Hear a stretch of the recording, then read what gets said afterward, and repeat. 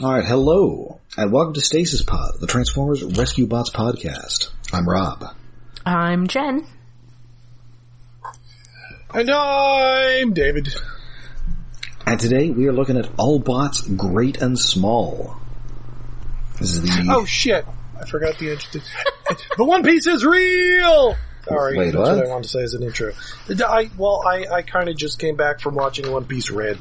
Oh. Yes. I came back from buying groceries, so Which I managed to squeeze in. my Target bill was pretty real.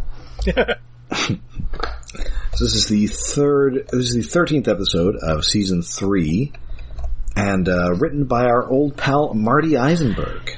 Yes! Oh. Yay! This is his third episode of Rescue Bots. He, of course, has done a ton of Transformers prior to this.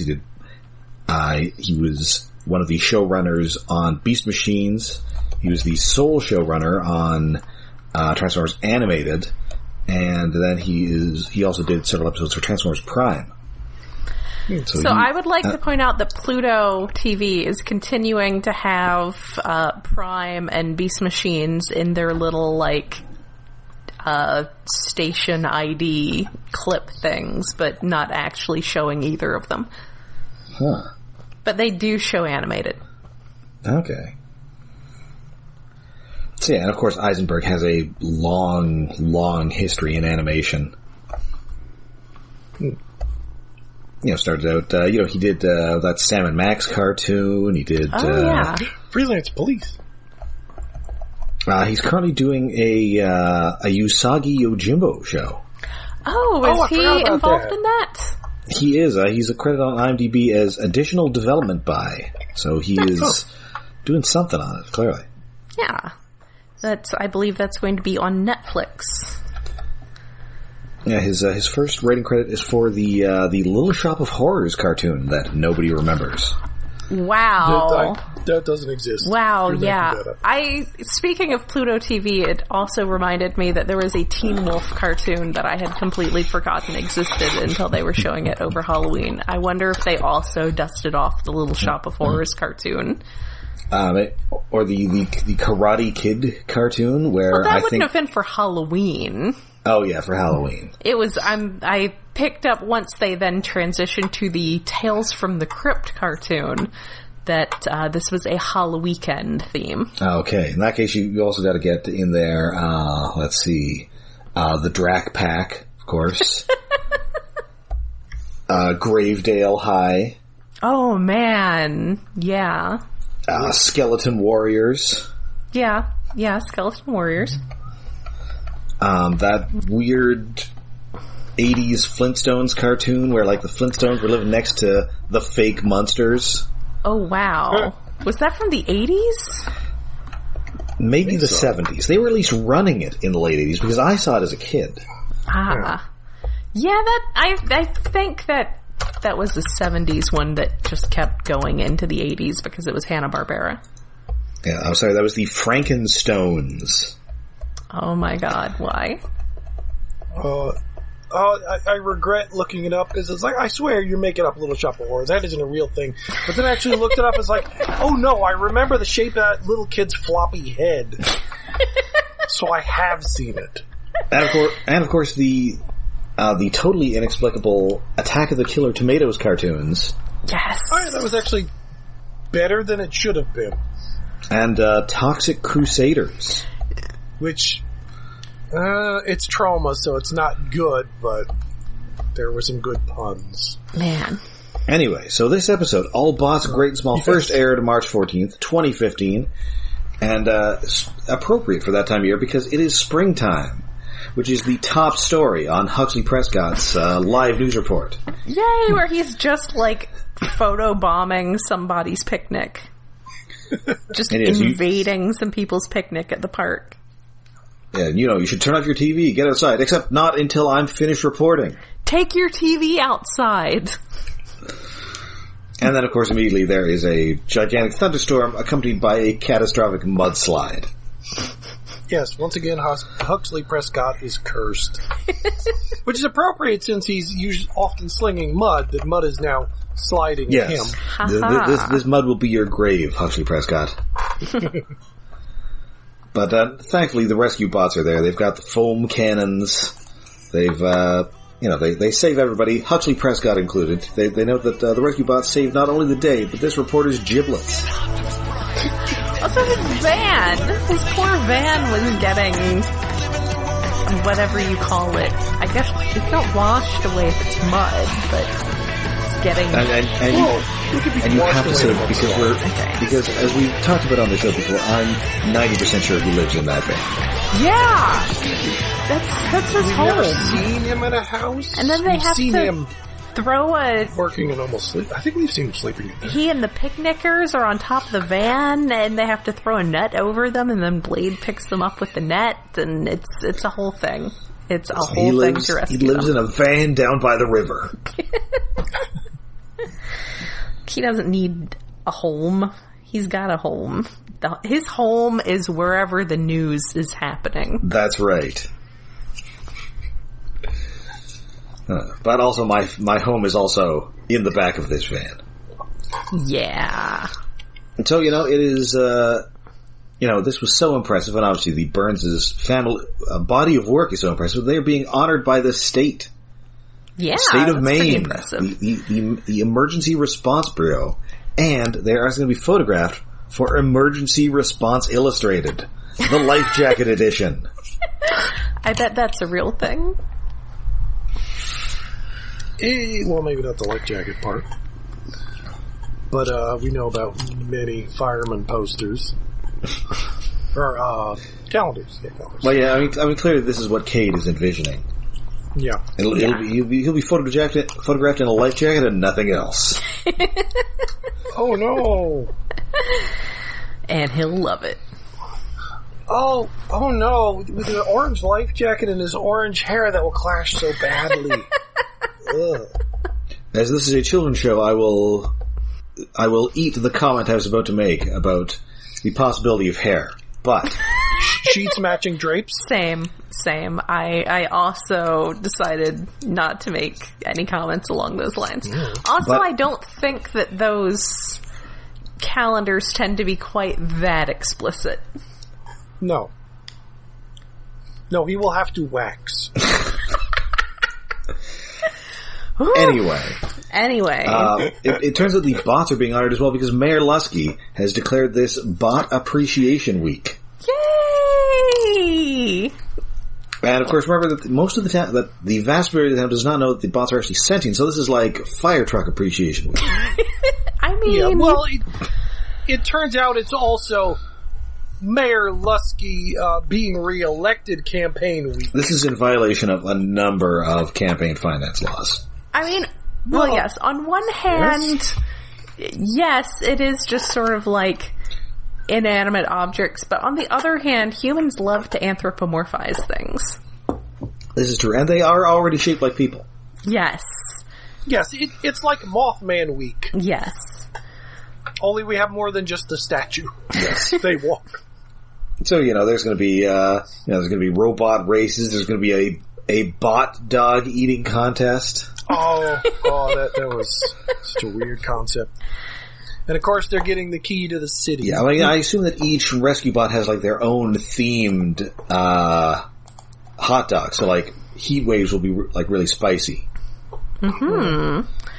Like some really good chili, because like chili is like a fireman cooking thing. You might want chili on Boulder for the Boulder theme. It looks like dirt. Well, and unless also, it's just a lot of relish. And also because you may be releasing a heavy load after eating it. Yes. What's a Blade's dog? Is that a turkey dog? Yeah, I'm thinking it's like, he's vegetarian or something? Only ketchup. No, I think he might even balk at ketchup. And then, of course, Chase would have to be entirely within the rules. Mustard. Yes. Only mustard. Oh, a Chicago dog. I mean, the Chief does have a bit of a Dennis Farina thing going on. Mm-hmm. Yeah. And I also like that they've got this banner with sort of stylized pictures of the bots' faces that really makes me think it looks like, like Shepherd Fairies work, like Heatwave has a posse. Also, Chase says that he was unaware that the city had a lock. Yes, because they're going to be getting the key to the city. I don't understand the key to the city thing either. I mean, it's an established thing, but I don't know why the cities have I assume keys. it harkens back to when cities had, like, city gates. Yes. I guess so. That just seems like... the city has a gate, but it's going beyond that. Just seems like harkening back a lot further than I expect things to actually harken back. But most... it's America. We love to do dumb shit that involves shit we don't have, like castles. Oh, that's fair. But most importantly, every attendee will also be getting a souvenir replica rescue bot, new from Hasbro. Yes. Or, new from Doc Green's basement. They do consistently refer to them as souvenirs and not toys, which is interesting. And, of course, they transform, and they've got electronics because they have voice message like, re-elect Mayor Luskey. Yes, mostly re-elect Mayor Luskey. Again... Which is why they're free. Highly questionable campaign regulations here. Well, that's why they have to be designated as souvenirs. Maybe. And given out for free. Yes. Also, they make a little transforming sound when they transform. Yes, they do. They're very cute. And, of course, these are being 3D printed out by Doc Green. Blades wants to know if his souvenir makes his hips look big, and then it turns out they're based on scans of them, so that means his hips just are big. Yet he has the narrowest hips of any of the bots. Well, that's how it always goes, Yeah. Yeah. He's worried about body image when his body image is better than everyone else's. So Doc Green's running these things out. He's tired. Frankie makes him go to bed because he's concerned that something might happen in the process. And indeed it does, because enter Evan and Myles, crime druids. Yes, the druids have returned. To be fair, it's entirely reasonable to be on guard for, your 3D printed stuff to just suddenly gain sentience and start trying to take over the island. That's absolutely the kind of thing that happens here. Or at the very least, it's going to spool out and you have this weird wall of tentacles. I mean, yeah. Because 3D printers are weird. That could happen too.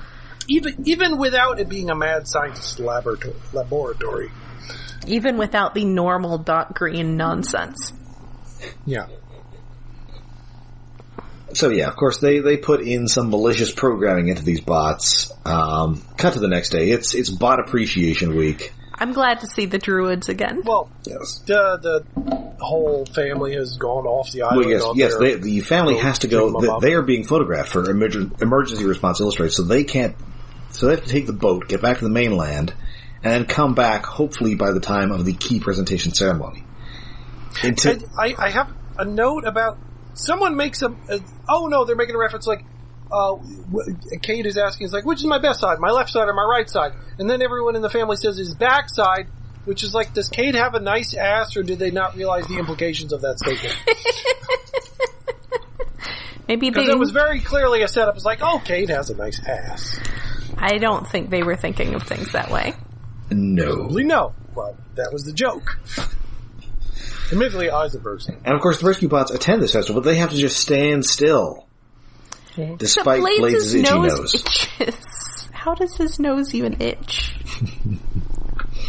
Sympathetic vibrations? I don't know. Why do they have noses? They shouldn't have noses. This is it's kind of... I'm used to drawing them with noses, but Prime has gotten that stuck into my head. It's why do they have noses? They don't need noses. This is aligned continuity, technically, so they should not have noses. Yes, they shouldn't have noses. That's how you know it's aligned continuity. Although I will note that in that first live-action movie, we do see Transformer using his nose to smell. Yeah, well... I disregard those as a blanket thing. Reject that reality and substitute my own. Yes. That first one's okay. The first one is a movie. Yeah. Even if the whole gag with Ratchet sniffing something is to make a sex joke about Megan Fox. Again, every even vaguely cool thing is ruined by something being stupid about it. Anyway, the family has been they've had their pictures taken. They're heading back on the boat, and of course, there was food provided. In this case, an all-you-can-eat shrimp buffet. Well, which apparently had takeout somehow. Yeah, Kade's just got like a carry-out box. Yeah, it's like a basic Chinese food carry-out, the square boxes. Only it's like 4 or 5 times the size. And it's full of shrimp. It's like if you got a large popcorn at the movies, but the popcorn is shrimp. Yes. Yes. This doesn't seem hygienic. And then... No, but then again, I watched an anime recently over Halloween where they were eating raw shrimp, like live shrimp, and that confused the fuck out of me. Yeah. Oh god, with like the legs and everything? No, but like they were alive. They were ripping the shell off while it was still fucking alive. What? I don't know, man. You get weird when you're a heavily seafood-based culture. Yes, but like just live crustaceans is weird. I mean, at least steam them a little, take them out of the fucking shell. Murder them first, please. Granted, admittedly, if you threw me in a tank full of crabs, I would break out a hammer and start murdering those guys because I love crab. But that's just me. Mm-hmm. It's okay. Someday you will become crab. Someday we all will become crab. So it is time for many misfortunes to befall the Burns family. So, they head back. They're making good time. They're going to make it back to the ceremony until their propeller gets all tangled up with kelp. And then Graham tries to get like a big hook to sort of untangle it. He drops it overboard. And so Danny has to put on her wetsuit. Because apparently she's the only one that brought one. Yes. Well, clearly it's in her size and nobody else's. Why did she bring a wetsuit if she doesn't want to go in the water? Or maybe he was already on the boat, but it's weird that you would only have one. Maybe she was the last one to use the boat. Anyway, she's just hopped over, she's untangled it, and then suddenly, jellyfish. So many jellyfish. Poisonous jellyfish, they make sure to point out. A swarm of man-o-wars have arrived. Well, technically, Portuguese man-o-wars, not jellyfish. Aha. Oh, well, technically they're a hot colony animal, but whatever. Whereas these they look like jellyfish. Yes. But these are just straight-up, regular-ass jellyfish. But they're poisonous. Yes, and thankfully, as they are not... Sometimes they're depicted in cartoons as being electric, which they are not, and they don't do that here. Thankfully. Yeah. Oh, again, I was watching Tokusatsu the other day where there was a jellyfish monster that had electricity powers. Yeah, that's not how jellyfish work. It just feels like that. I mean, I guess being stung by one, it feels like a shock, I guess. Yeah, I guess you want to visualize the sting. So they have to, stick their air horn underwater and signal her to get her to come up. And she escapes moments before she is stung to death. Man, that seems like a bad way to go. Perilous. Meanwhile, back on the island, Evan and Myles are in their crime van. Before they cut away to the Burns, previously, there was this they're watching people playing with their souvenirs, and Chase is very distressed to see some children using their souvenirs of him to perform reckless driving. Yes. Oh, and the mayor's handing them out from what looks like Bub's concession stand from Homestar Runner. But and of course, Boulder's a little disturbed to see one guy using it to scratch his butt. Yeah. But yes, Evan and Myles are only mundane criminals. Yes. Yes. And we move into the part of the episode that I like to describe. Have you seen the movie Small Soldiers? They show Indeed, that on I Pluto have. TV. That does not surprise me. Wait, did you say yes? Yes, I have. I saw it in the theater. Wow. Or I could just say, yes, you have seen the first Transformers movie. You have seen Small Soldiers. Also, when I saw it had it on in the background on Pluto TV not that long ago, I realized that who else definitely saw Small Soldiers was Chris Metzen, story runner for World of Warcraft. No. Because just the way there's all the, like, noble, savage bad guys who are actually good guys is extremely... Very orc. Warcraft. Yeah. After, like, I'd say starting in Warcraft 3. I think he saw Small Soldiers around then and was like, hey, I should make the orcs good guys, and also trolls. And, of course, there is a Transformers connection. Specifically that first Transformers movie to Small Soldiers, because Kevin Dunn is in both. Yes. As the same character with a different... Basically. I mean, Kevin Dunn plays that role a lot. That's his role. That's what he does. Hey, I forgot that Kirsten Dunst is in that movie, too. Oh. Wow. Hmm. In her, like, teen acting years. Small Kirsten Dunst. Anyway, so, yeah, these...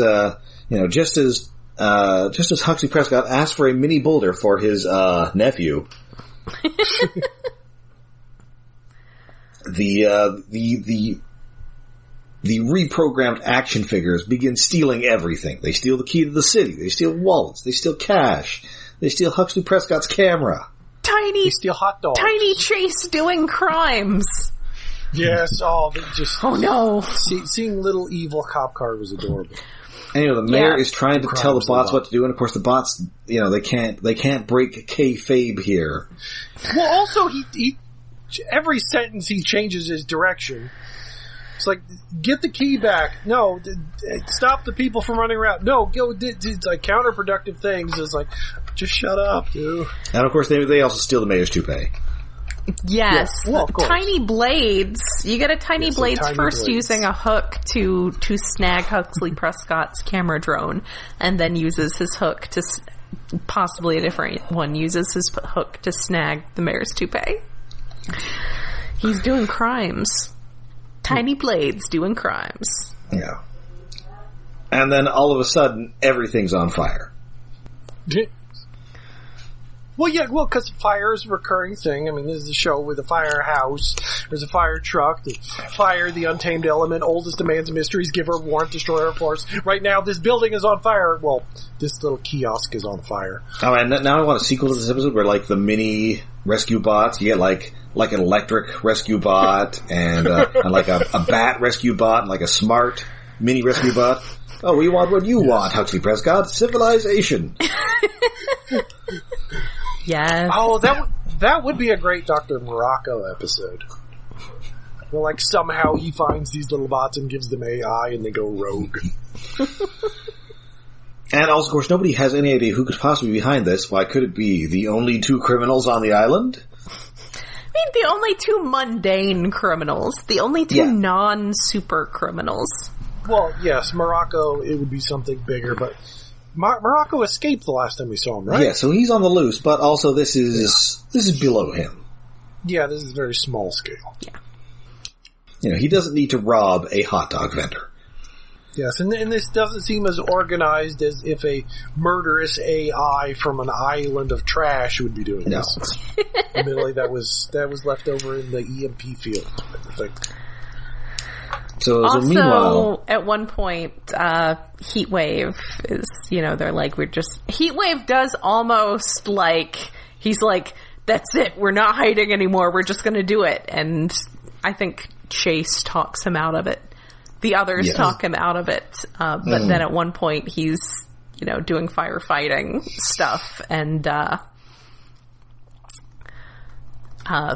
he tells Blades to be his Kade, and Blades goes, I know what I'm doing. That's me being Kade. So cute. So meanwhile, we're back on the high seas. We are increasingly surrounded by jellyfish. Trying to figure out, what do jellyfish eat? They eat, small fish. They eat crustaceans. Crustaceans like shrimp, because Kade has just been tossing apparently enough shrimp tails into the ocean to attract an enormous apocalyptic swarm of jellyfish. Good job, Kade. Yeah, that truly is a bottomless takeout container. So, alas, they have to huck his shrimp into the ocean to draw the jellyfish away so they can escape. R.I.P. his shrimp. I feel like Dad didn't have to throw the entire container. Well, yes, but he wanted to teach him a lesson. Well, yeah, it is Kade. And also, it's probably not good for you to eat that much shrimp. No. Yeah, especially since it's been hours and sitting out in the air. Listen, we all live in the same building. There are only so many bathrooms. Yeah. Only so many ventilation fans. Stay tuned for the end of the episode. Yes. I was about to say. So, they get back, they get back to the island. The situation is somewhat under control as the festival is no longer on fire, but also, Chase has been doused in ketchup. It is a lengthy story. And meanwhile, Evan and Myles have turned the dial on the rescue bots from steal to kill. Yes. Yikes. I mean, they're not that effective because they are tiny. They don't have, guns or anything. But they're causing a surprising amount of chaos, including, like, turning on tractors and backhoes and crap. Yes. They're definitely going from just, like, I don't know, neutral evil to chaotic evil.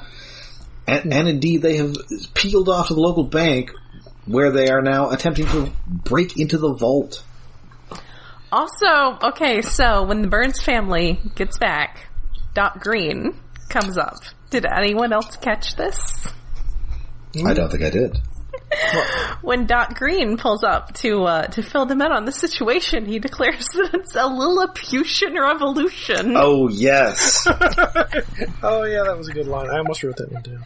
It's a Lilliputian revolution. It's beast machines. Oh, because it's Eisenberg. Oh, that was a reference. It probably is. It was absolutely a reference. It had to have been. Yeah. If it anybody else writing it, maybe. Yeah, if it was anyone other than like him or Bob Skir, I'd say, it was coincidence. But no, it definitely was. Good old beast machines.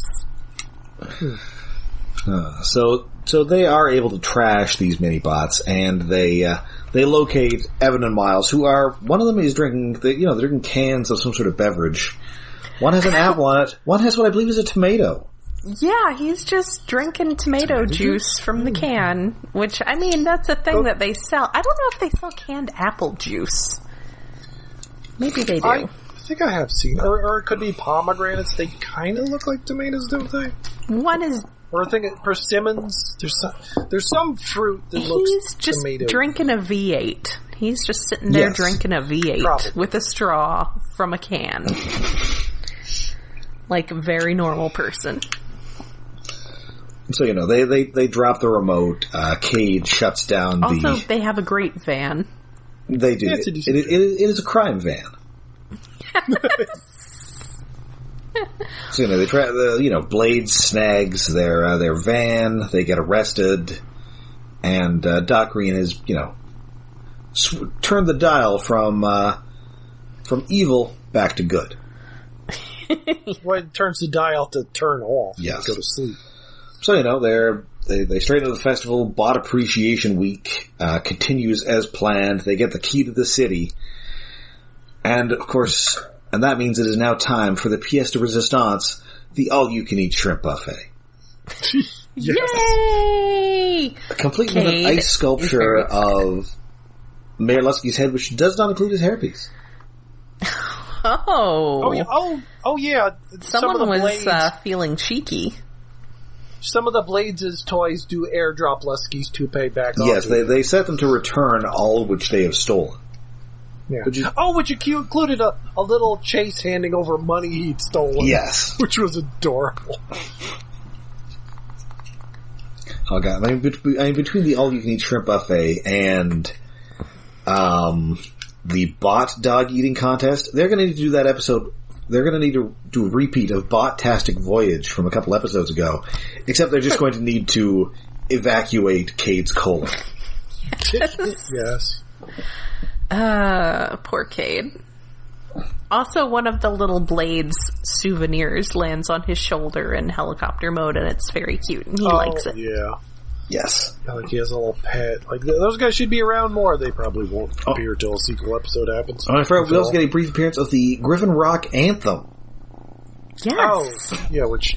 As played by a robotic band. Oh, wait. As in one of the bands from Animated made a return visit? Maybe more like, they're kind of like just animated musical instruments. Oh. They look like they're out of like one of those short circuits. Self-playing robotic musical instruments. Like Beyond the Mind's Eye kind of things. Yeah, those things. Wow, I haven't seen one of those in forever. So yeah, that is the episode. You know, it's a fun one. I appreciate tiny people running, tiny creatures running around stealing things. Yeah. Poor Chase. He must have been so scandalized just seeing the tiny Chases running around doing crimes. Yes. On the top of Luskey's concession stand, there was this mock-up robot that didn't look like any of the bots. It was weird. That was weird. I guess you just said, I don't know, make me a robot or something. It didn't look like Heatwave. It's odd. Like they created a generic mascot robot that looked like none of the bots they have. It was like a kid's drawing of Heatwave. Yeah. Well, but presumably it was like inflatable or something, I would think, if it's at a, like, what do you call it? Festival thingy. But still, it was weird. Fun episode. Yeah, no, I enjoyed it. I appreciate the series of... I assume that they were... I initially thought that the disasters that befall the Burns boat were going to be connected to the events on the mainland somehow, but no, that's just what happens in Griffin Rock. Yes. Yes. That's just how things go. That's just Griffin Rock for you. Alright, so I believe that now brings us to David's Tokusatsu Corner. Oh yes, this week I went to go see One Piece Red, the 15th One Piece movie of the 1,000-episode TV series and 1,000-volume manga, and I've only seen about 15 episodes of the entire show. Okay, maybe more than that. Anyway, no, I'm not actually talking about that, but I did have fun today. Good. By someone should have. Running my schedule paper thin. I was the only person in the theater, granted the showtime I got was conveniently like...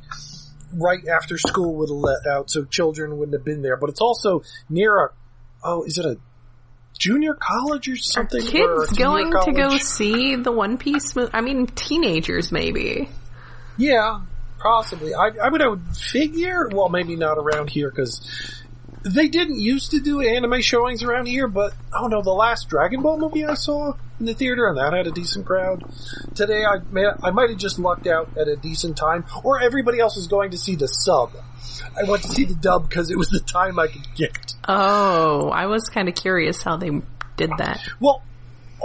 Yeah, because yesterday it was sub only. Today is sub and dub. Mm-hmm. And the subtitles, I think they were using the bigger theaters, but there were more showings of the dub today. Aha. Dub was actually, turns out, a good choice because it's also mostly like an idol concert movie, so there's lots of songs. The songs are subtitled, but they're also talking over the songs, so that would have been confusing with subs.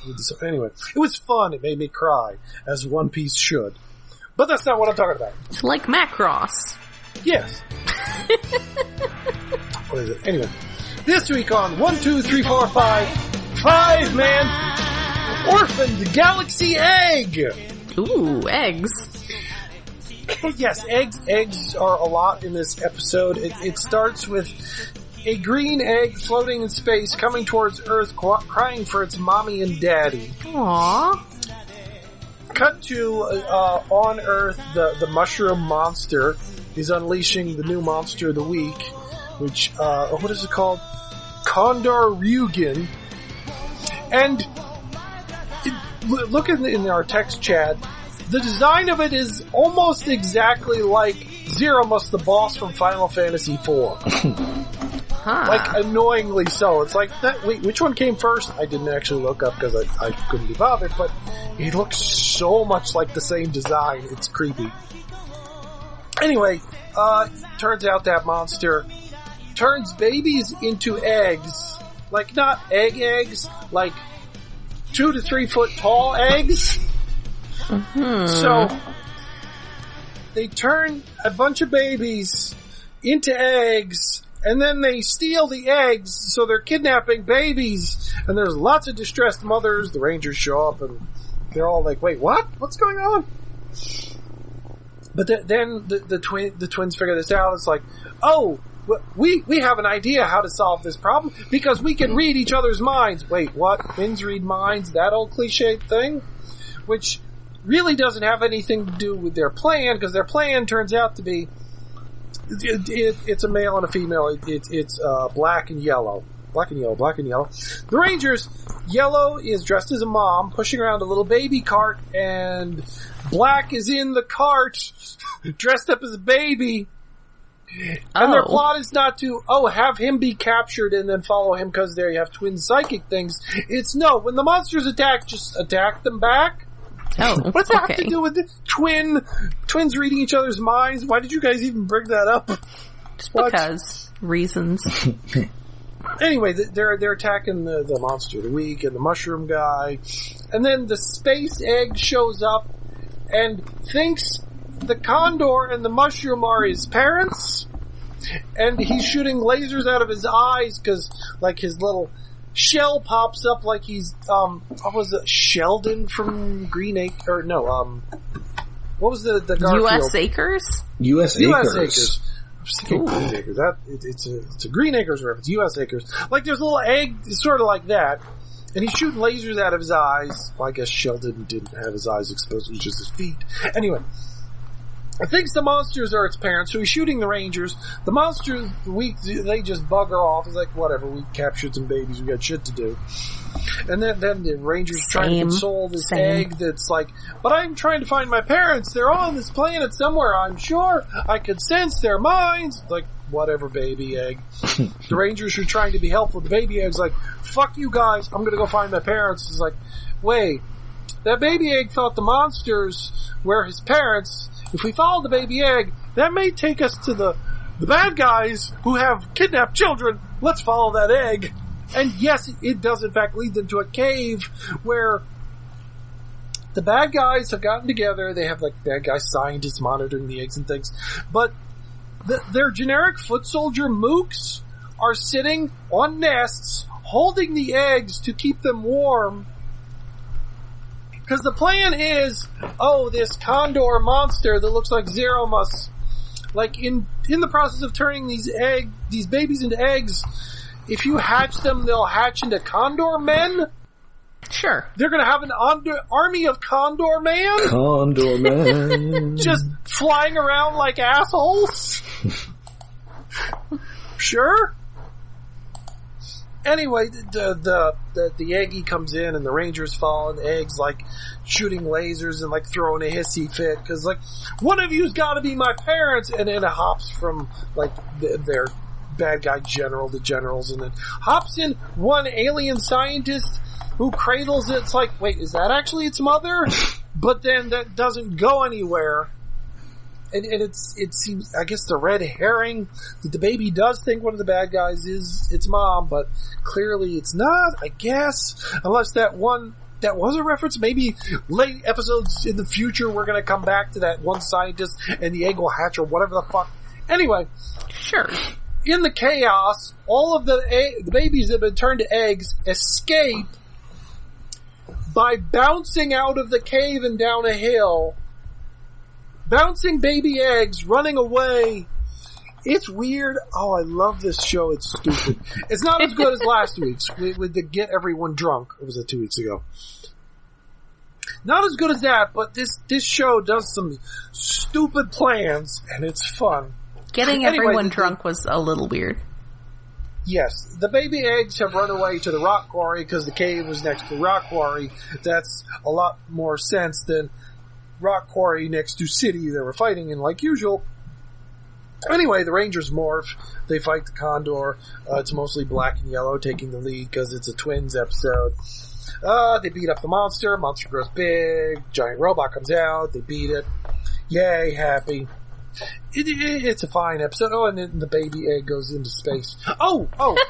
One of the bad guys, like the henchman lady, Zaza, who looks like she's wearing, like, eggs on her shoulder pads and a helmet. Like, as the egg was hopping to people, it's like, Dora, the main scientist, said, "You can't be my child, I don't lay eggs." And then it goes to Zaza, and it's like, yes, my race does lay eggs, but you're not mine. So we have an egg-laying species bad guy. Sure. Which was cute. Especially since she has wearing an egg on her head. Of course, that was an intentional joke. Anyway, the egg is going to go wander the Earth or go back into space and look for its parents, I guess.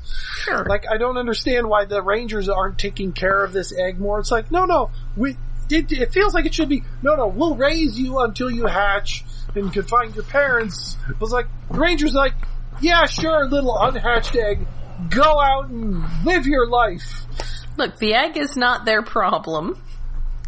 Admittedly, the egg can shoot laser eyes, but still. Yeah, it sounds like it can take care of itself. I guess. It was just odd. It was a fine episode. Many interesting things. Like, this show is... I don't think it's as good as some other Ranger shows I've seen, but the monster designs, the bad guy designs, and just some of the crazy plots so far are really entertaining. I really hope the Rangers get more personality. But yeah, that was fun. Good. Now my throat is dry. All right. So that does it for us for this week. We'll be back next week with more Robots in Disguise. Until then, you can find us all over the internet. We're on Twitter, we're on Facebook, and we have a Patreon. Yes, we are on patreon.com. We have a Patreon set up to help with our hosting over on iaconunderground.net. The Patreon address is patreon.com/iaconunderground. For the month of October, we did the apparently classic movie Hocus Pocus, which pretty much none of us had seen until it went on Disney Plus, so that was kind of exciting. Also, it had a surprise Rescue Bots connection, because one of the voice actors, I won't tell you who, you have to go listen to the podcast or look it up on IMDb, because the internet is there to reference things. For November, I don't think we've picked something out yet. I think we've got a solid idea. It may tie in with something else coming out this month. Yes. Well, it makes sense that you would have written more, but I don't remember I've ever heard of it. Good old Chris Claremont.